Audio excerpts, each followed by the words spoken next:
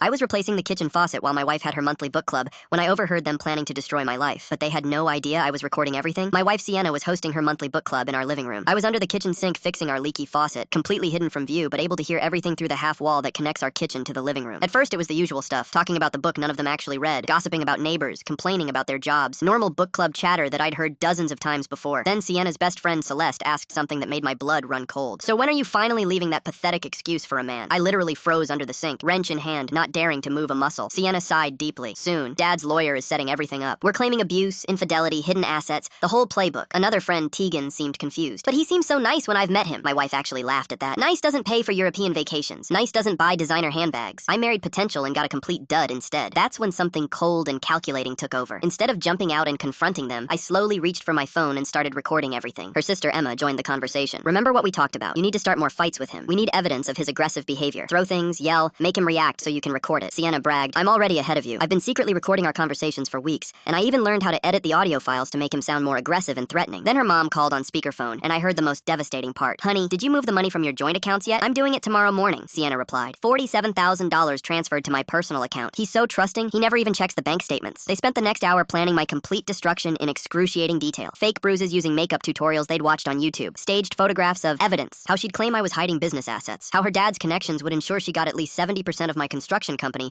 that I'd built from absolutely nothing over the past decade. I kept recording every single word while they casually dismantled my entire life on paper. When they finally switched back to talking about the actual book, I quietly finished installing the faucet and slipped out through our back door. I told Sienna I needed to run to the hardware store for a part. The moment I got in my truck, I called my bank and changed every password. Then I called my business account and did the same thing. Finally, I called my best friend Thomas and told him everything that had just happened. Monday morning, Sienna started her campaign exactly as planned. She picked fights over dirty dishes in the sink, a sock left on the bedroom floor, even how loudly I chewed my cereal. I stayed completely calm and didn't engage, which clearly frustrated her. That night, I checked our joint account, and sure enough, she had transferred exactly $47,000 to her personal account, just like she'd promised her mom. I took screenshots of everything. Tuesday evening was the most surreal experience of my life. She made my favorite dinner, steak and potatoes with all the fixings. Candles were lit. She was wearing the anniversary dress I'd bought her last year. It was so bizarre watching her put on this elaborate performance when I knew exactly what was happening behind the scenes. During dinner, she casually mentioned that her dad was interested in investing in my business, said he could help me take it to the next level. I just nodded and said I'd think about it, knowing she was trying to get her family's hooks into my company before filing for divorce. This morning, everything came to a head. I caught her going through my phone while I was in the shower. When I confronted her, she threw the phone at me and started screaming that I was probably cheating on her. The irony was almost funny. Almost. I'm sitting at Thomas's place right now, typing this whole story out. My lawyer says we'll be ready to file all the paperwork by Monday morning. I have the complete recording of their conversation, screenshots of all the money transfers, text message exchanges between Sienna and her sister discussing their plans, bank records showing the suspicious transfers. She thought she married a dud who would never see it coming. Turns out she just seriously underestimated the guy who works with his hands.